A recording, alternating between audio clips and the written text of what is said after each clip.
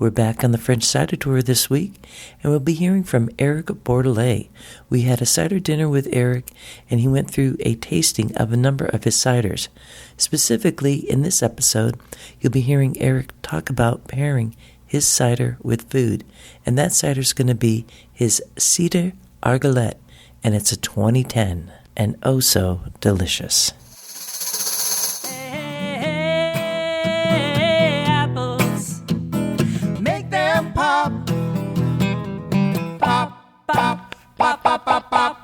Hello, my name is Ria Windcaller, and I am the producer and cider MC of this weekly podcast, where we speak with makers, cider enthusiasts, and folks within the cider trade from around the world. And this, my friends, is my voice with no coffee yet in the morning. This is a remote recording, a handheld recorder. I'm not back in my office. I am still out on the road here this fall. A little bit unusual, but I'm kind of enjoying it too in this odd way. As such, I'm up in the wee early of the morning in the hotel lobby, sitting in this 1880-something building that was probably part of a stagecoach stop. I could see black and white photos on the wall when it was named a different hotel. I'm in the center of Julian, California, which is about 4,000 feet altitude, visiting some cideries here. Did a recording with Ian Wright at Calico Cidery. That'll be coming up in episodes in the future.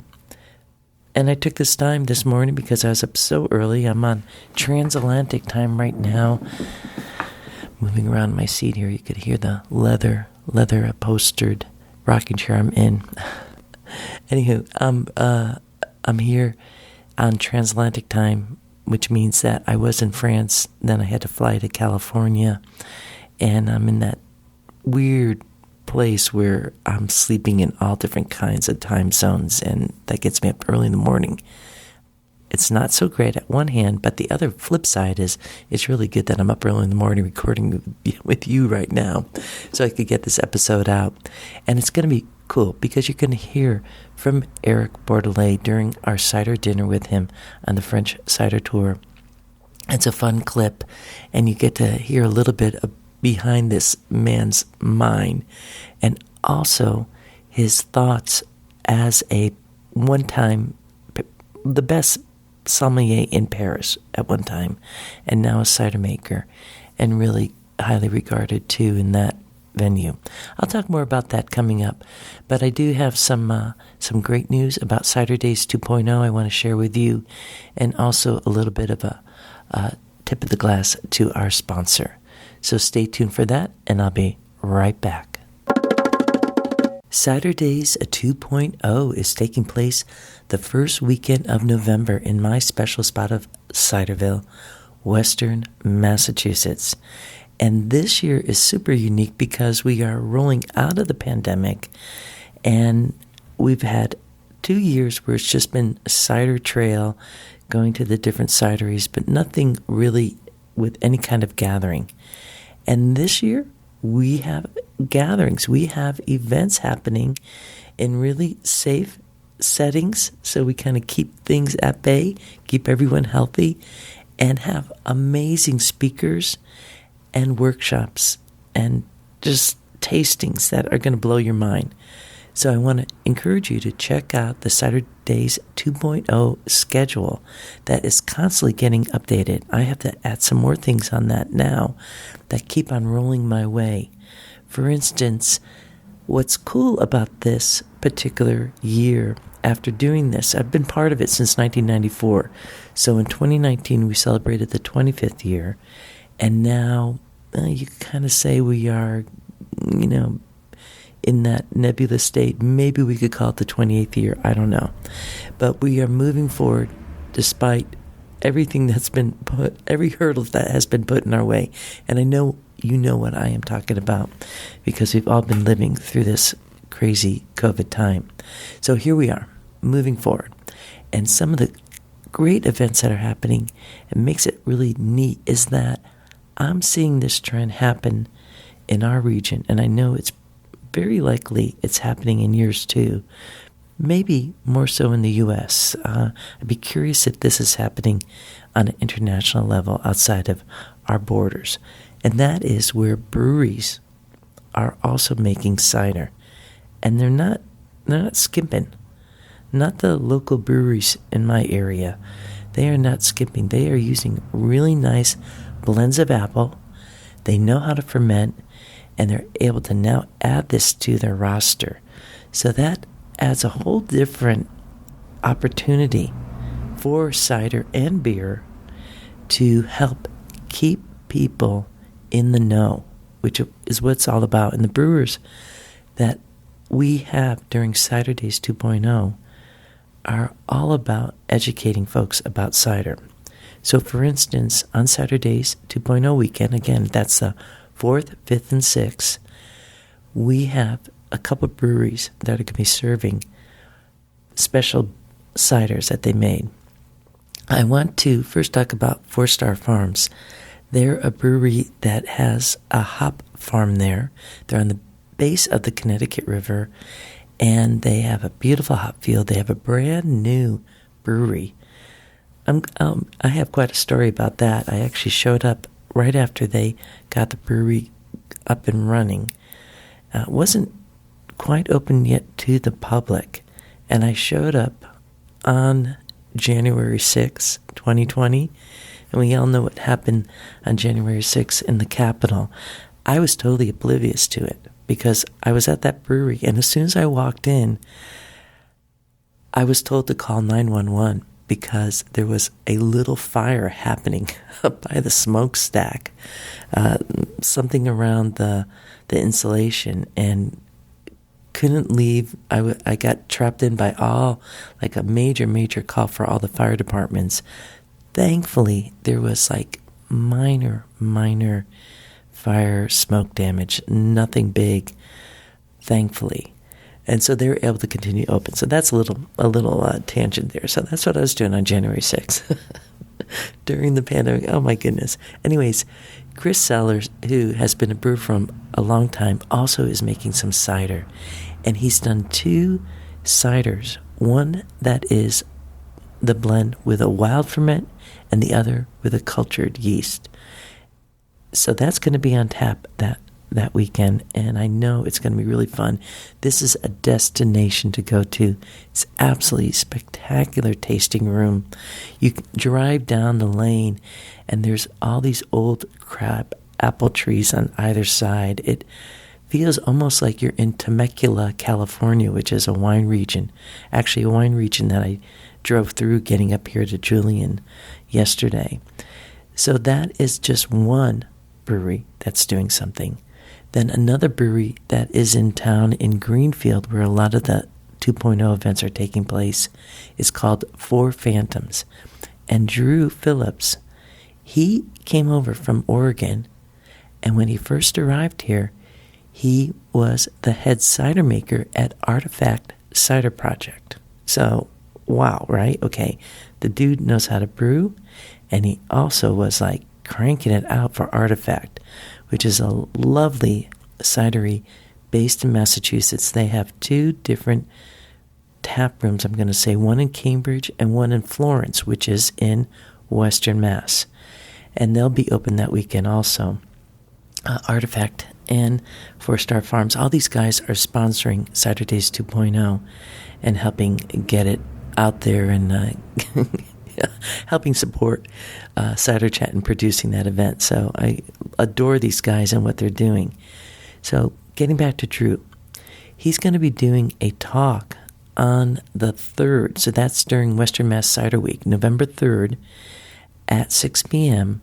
He has a talk talking about doing cider and beer collaborations.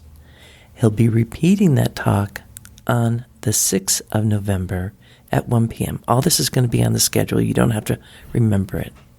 He also has a very special cider that he made called Odds Cider. That's 8%. That'll be getting served. They're going to have amazing, yummy food at the cidery, a miso caramel apple pie, apple sausages, and more. So look for all that on the schedule to CiderDays 2.0. Just Google CiderDays 2.0. It will come up and start, dog ear that page, bookmark it on your browser so that you could follow as lists get added. Those are 2 breweries in the area cranking out the cider. That's something to take note of. This is what we're seeing, and we're going to see more of it. I think it's a good thing. I know that people could be like, oh, well, if you're not a cidery, it doesn't roll. But these folks are helping to support it, and I'm really excited and I'm really thankful for all their support for CiderDays 2.0. So that's just some of the stuff that's going on. I have more. There's going to be a Going to CiderDays 2.0 episode coming up. Oh, wait, there's a big old truck going by on Main Street. All right. Hey, this is remote recording. What can I say? I'm going to just give you one more little tidbit that's happening.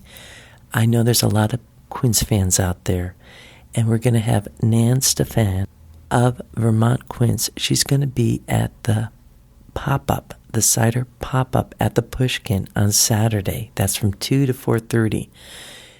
One of the folks who are going to be in the main area of the bank, because we're having the pop-up inside an old bank building. It's now a performing arts center. And then there's going to be talks upstairs with authors. So this is fun. I mean, I'm just floored on all the lovely support of the community, how they're wrapping their arms around CiderDays 2.0 and what we're going to be able to deliver to folks who are coming so far and wide to attend. So stay tuned. Dog ear that schedule page on your browser and keep on following Cider Chat, and I Love Cider Days on Instagram and Facebook. That's where a lot of postings are going to be too. More coming up. We're only a month away. Get your tickets now to some of the events that are happening. When I come back, we're going to hear a little bit about one of our sponsors for Cider Chat.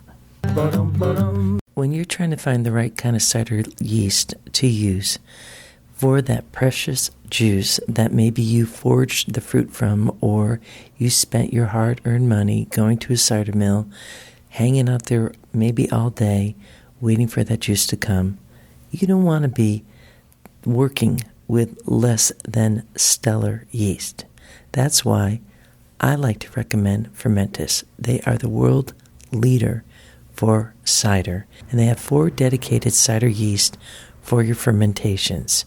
So whether you want it dry, sweet, or balanced, Fermentis has it going on.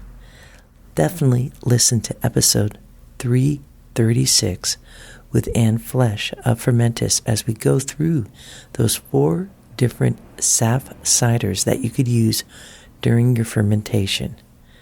And you also have the opportunity to maybe step out of the box like so many others in the cider sphere, where they go for perhaps using a Saison yeast from beer. Fermentis has that. Or using a champagne yeast or different cultures that are used in winemaking. Really, Fermentis has it all, and they have an academy called the Fermentis Academy, which provides free webinars on yeast and having discussions. They are there to serve the cider community, so check out Fermentis at fermentis.com and tell them Cider Chat sent you. Well, things are looking up this morning. The woman who just kind of opened up the lobby, turned on the light in the dark room that I was surrounded in, thus my quiet voice, hand-delivered a cup of coffee to me. My voice isn't quite yet in its full-on day voice, but I'll tell you this coffee is dreamy, absolutely dreamy. I've just met the most amazing people on my travels this year, and you got to keep on walking out there and hoping for the best. And when the hard times come, you just kind of let it flip away, which leads me to where we're going to go to next. You're going to be hearing a little bit from the French Cider Tour, and this was our last full evening in Normandy. And we celebrated that by having a cider dinner And it was a Michelin Star dinner, so it was very, very hoity-toity, which is kind of fun. I went down to the lobby that evening, and everybody was all dressed up in their finest, sitting in the lounge, drinking fancy cocktails. Many of them were made with Poire or Calvados. And then we made our way into the dining room. There were 2 large tables, and we had Eric sitting in the middle. I was sitting across from him, and it was just a gourmand experience. Now, at the last moment, Eric decided to turn this around a little bit, and instead of having the cider and talking about it during the dinner, he decided to talk about the different products that he brought beforehand. And I'll tell you, it was actually a great way to go, because he did have our focus for a while, and we were able to get into each of the glasses and discuss that. So you're going to be hearing this very, very organic recording. Eric was standing over the tables and talking, and I'm only going to be sharing the clip about the Sidra Argulette. He uses the word cider as one would in Spain, because he's doing a nod to the Spanish tradition of making cider and the fact that they've been doing it so long, in record reports, much longer than any other regions that we know of. So he calls it Cider Argulette. Argulette is the name of the stone in that area, and that's a nod to that. You're going to be hearing that he also brings pieces of stone. Actually, I'm not sure if I'm playing that part. I think that's going to the patrons. I had a bit of recording from Eric, and I'm just deciding to go with the Cider Argulette piece that he talked about, because the other piece is a little bit more wiki, and I think the patrons of Cider Chat will really enjoy it. You could become a patron too and hear it. I highly recommend it. Great way to support Cider Chat. Just check out the Cider Chat Patreon page. There's links in at ciderchat.com. Definitely always could use more support there. And I'm going to be rolling that out. But in that clip that probably isn't going to make it here today, he did mention on how when he goes to the different orchards, because he uses a number of orchards people pick for him, he'll always bring home the rock from that site, so that he has his own collection. I think it's for his, it's kind of a cool thing to do, and also reminds him of like where it came from. And we actually saw this from other makers too. Patrice Giard brought out some fossilized rock too to show us. So these makers here are really, really focusing on the terroir. What is in the soil? What kind of rock is there? And of course, Bordelet is no different. So we're going to roll to that clip. We're sitting there. The recorder is just on the table, very organic. And I must say, that evening we had the Sidra Argulette. We had his Poire called Granite, and we had his Corme, which is a Sorbus domestica. And of all of them, my most favorite was the Sidra Argulette. So let's roll now with Eric Bordelet. So we start by cider because I prefer to finish the acidity, because after you will have the beginning of the meal and for the food after to give you appetite. So that's unusual maybe, but it looks like maybe there is a tannin of the red, like a red wine. So that's why it's not too cool. I don't like when you have tannin too cool. So it's like red wine anyway. Mm-hmm. But some red wine, we could say red wine with tannin like Bordeaux, and maybe not Pinot Noir sometimes, but anyway. So you have the gastronomic cider, it's Sidra Argulette, and it's 2010. And I think it's perfect time for last maybe 1 year. Get ready to drink it and to enjoy the cider Argulette how it should be. This vintage, well, it's quite sunny vintage, so it's quite honnête, cire d'abeille, we said in French, and it's spicy, but not maybe could like some curry spice, and with the curry it should be a perfect pairing. But I like people because it's unusual in France to age cider, and I would like you to have something. We serve in France now. I keep a few bottles for some restaurants, some nice restaurant, who give the value to cider, and that's why I don't want any food tonight for this. I'm just said sorry because we are very complicated harvest. It started 2 weeks ago and it starts very fast, and fruit is not good. We have to trier, to choose to choose each fruit, and it's complicated sometimes. We leave it on 10 fruit. We just choose 2 fruits, so it's complicated. And it's because as you know, the sun was too strong, and the fruit are mature in a tree and not rotten, but it starts in the middle to get brown, and that's not good. I hate this taste because the freshness is away. So we changed. The first week was like this, and we stopped and we changed the rules of the harvest. And it's unusual because usually it's a contrast adaptation. Most of the time, normal vintage in Normandy, it's cool and wet and everything, and it's a contrast. We live on the ground to get the maturity, and very difficult to get the maturity, so we choose as well, but in different way. So you have to be adapted, but I never see, in 32 years, I never get this adaptation like this, and it's complicated and make me nervous, like the beginning, and it's unusual, and I couldn't expect this vintage like this, but it's natural. You have to be adapted all the time to your But when we do everything by hand, so we don't take too much risk like this. So it should be always good vintage. I don't like people said, is it good? Is it? If you choose by hand, you don't have to do a bad vintage. I think like grapes. In the grapes, it's difficult to choose grain par grain, we said, but we have the apple, we can choose the right one, and we leave the dirty one. But it's like this from the beginning. So the success of this, our family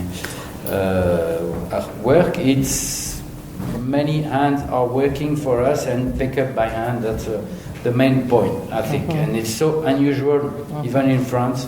And that's cost maximum. That's cost the most. And anyway, I knew at the beginning. That's why at the beginning my cider was always high price. Not anymore now, but it's a fair price. Voilà.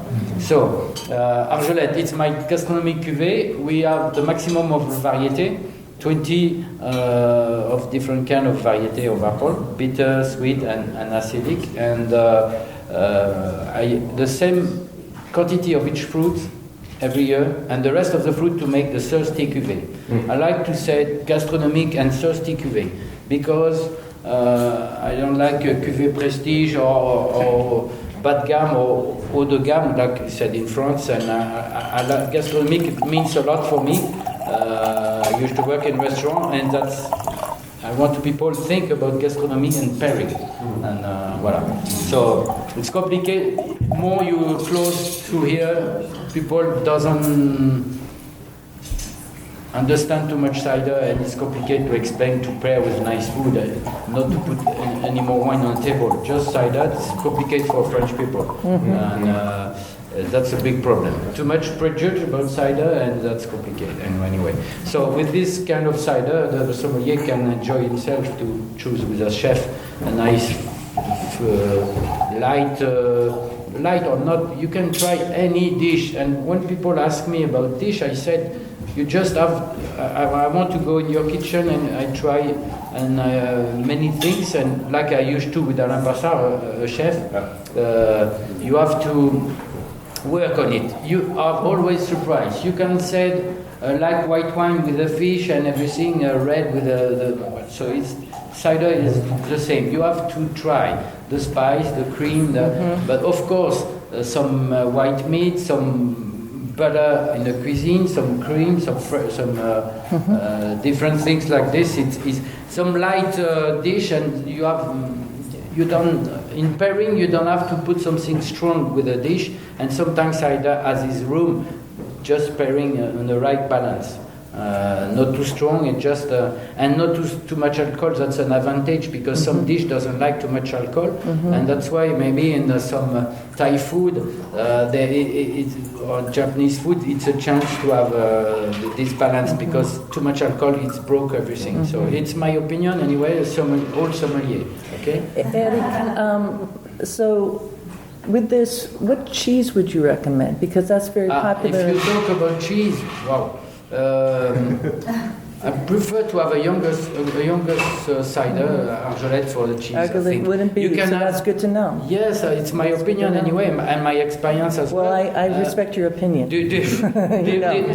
Different starter, or you can have some truffe, you can have some main course, but after have a younger cider with freshness to keep you fresh again for the cheese. I think for the cheese you need some freshness and some acidity. I don't say acidity because, but a younger cider, Sidra Argulette, because he has not too much acidity. And I like to explain as well. I don't mix apple and pear because for me, first of all, it's not the same roots and the same shape. The roots of the apple tree stay on the surface, and the roots of the pear tree go far away. So that's why you have double, sometimes 3 times more acidity in a perry. So that's why I don't like to mix. And I always said this cider is kind of like a red wine for me. And I suggest Bordeaux glass or large glass for the tannin to get oxygen. Voilà. And like 12 or 10 degrees, like a white Burgundy or even a red. That's my experience about this. So Argulette, and what year is this? I didn't hear. Cider Argulette, 2010. 2010. Yes. 12 years old. Yes. Is it rested in the bottle for those 12 years? Yes. Okay.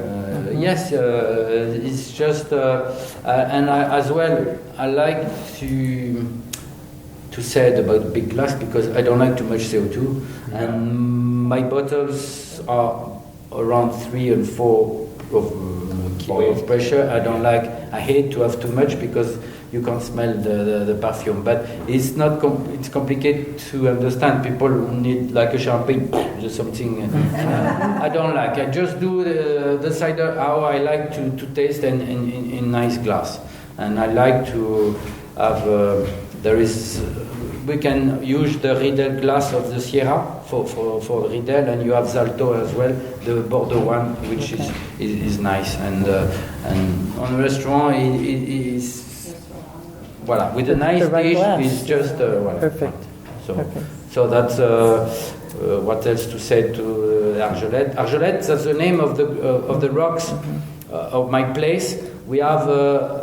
In the past, it was only schist, Argulette, and when the little mountains, very, very little, came, it was only granite and young rocks and very hot. So it was get cooked together. So that's a mixture of these rocks. That's 200 meters large until Donfront on my place, and as well you have only schiffer which is broken. It's called Argulette, but I wanted to have terroir name because it was unusual when I start.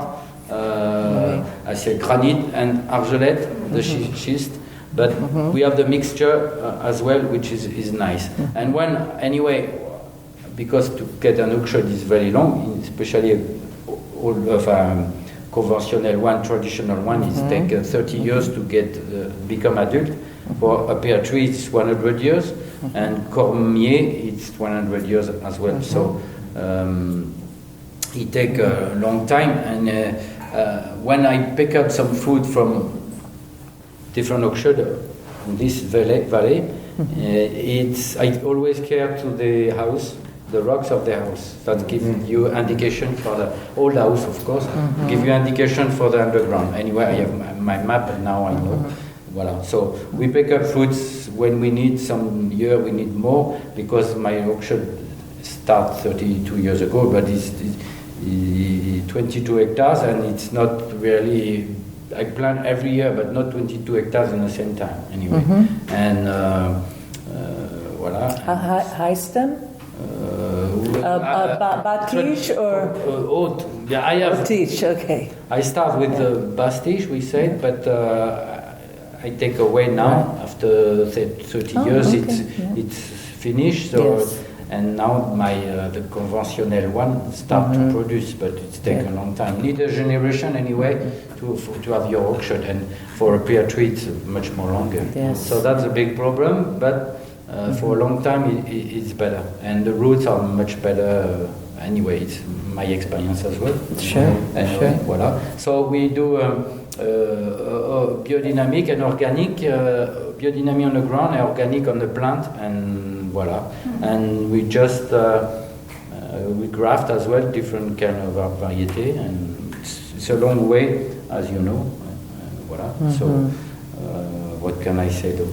So I have Solstice Cuvée as well, which is brut, demi-sec, and tendre, it's a sweet one. To just Solstice Cuvée, just people like sometimes sweet and brut or demi-sec. But this one, I never put if it's brut or demi-sec. It's just I have the freedom to take to care to the balance, depends of the vintage. So I don't want people to taste the sugar here, I want people to taste the balance. Voilà. That's why that's my main point, the balance with the tannin and acidic, so it could be 5 grams by liter of sugar or 10 or 15, depends of the vintage. It's large. I like to have freedom to manage in yourself. Right. We all like the dry. So from year to year, the proportions, the apple varieties are always the same from year to year. For this cuvée, yes, every year. And so the difference is only between the years. The vintage, we said. That's why I like to put the vintage on the anyway, even the Solstice Cuvée put the vintage on the back label, but on this cuvée put the vintage here.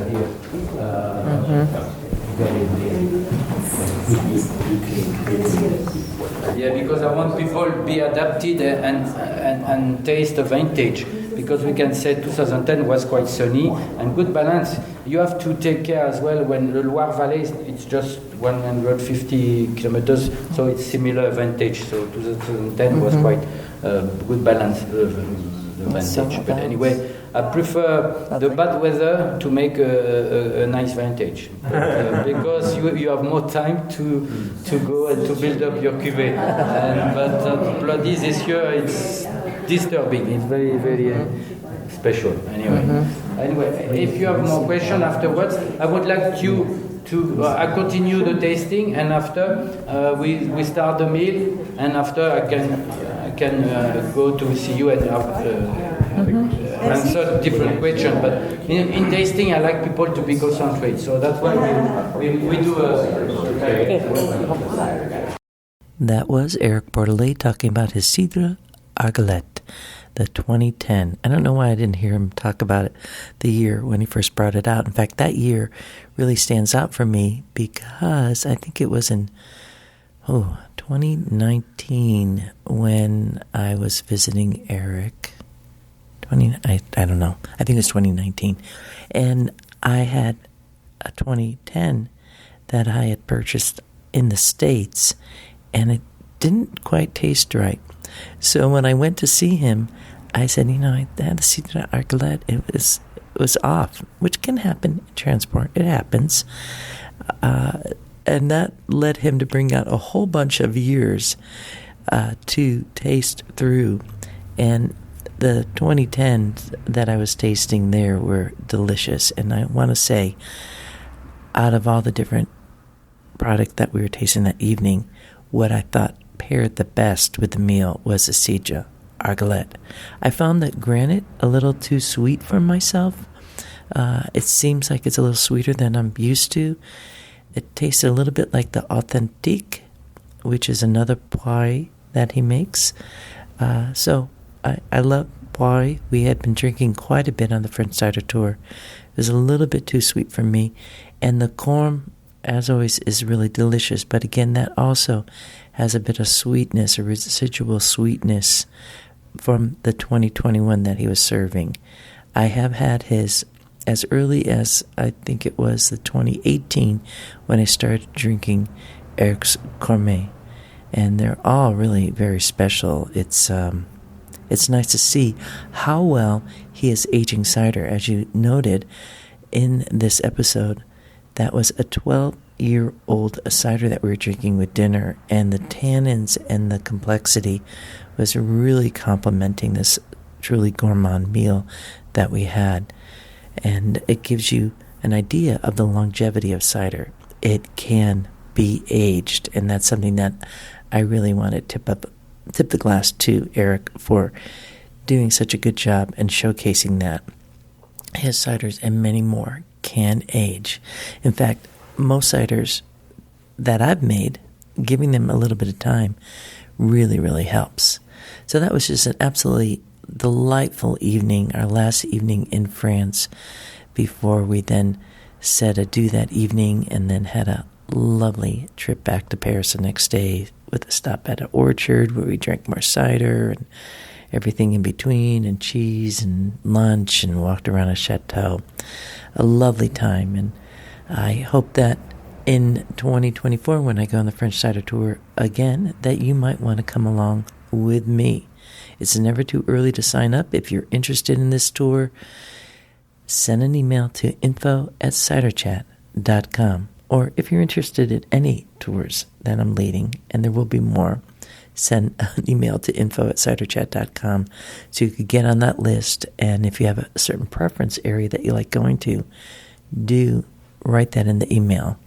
Either way, it's always good to hear from you, Ciderville, and to keep the opportunities for traveling about and visiting these cideries going forth, because I know that it certainly has helped elevate my palate, and I know all the makers and cider enthusiasts that were on the tour. They're different people coming home, and for all the right reasons, because they have been educating themselves, they're open to opportunities, and they're able to see out of the box. And best of all, they have put in their hours of drinking, which might kind of sound weird, but in our world that isn't, where they're able to go through, drink a lot of product, and now start deciphering how that product actually works on the palate. Is it spot on, or are there ways to kind of bring it forward that would actually make it a little bit better? And that is the beauty of being in Ciderville and experiencing all that, and going way out in the world and coming home and having a wider view on everything that we're doing. So I'm going to end this episode now.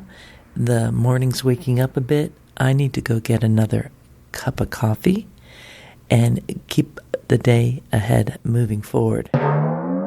And with that, I leave you here. This is Ria Windcaller signing off for now. Looking forward to seeing you in Ciderville.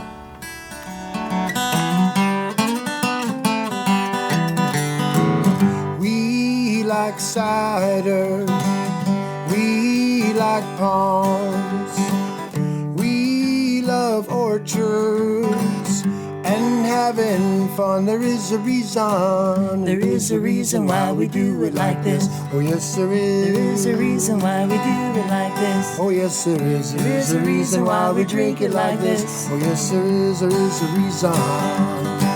We like walking through the orchards, dancing in the streets, smelling all the blossoms, kicking up our feet. We like cider, we like palms, we like orchards, having some fun. There is a reason why we do it like this. Oh yes there is. There is a reason why we do it like this. Oh yes there is. There is a reason why we drink it like this. Oh yes there is. There is a reason. We like walking through the orchards, dancing in the streets, smelling all the blossoms, kicking up our feet. Oh yeah.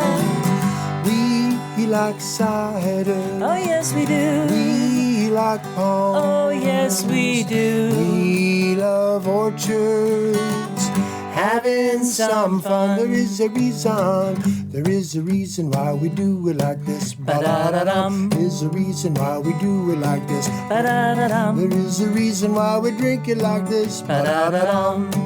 Ba-da-da-dum. We like walking down the orchards, dancing in the streets, smelling all the blossoms, kicking up our feet. Oh yeah. We like cider. Ba-da-da-dum. We like palms. Oh yes, we do. We like orchards, having some fun.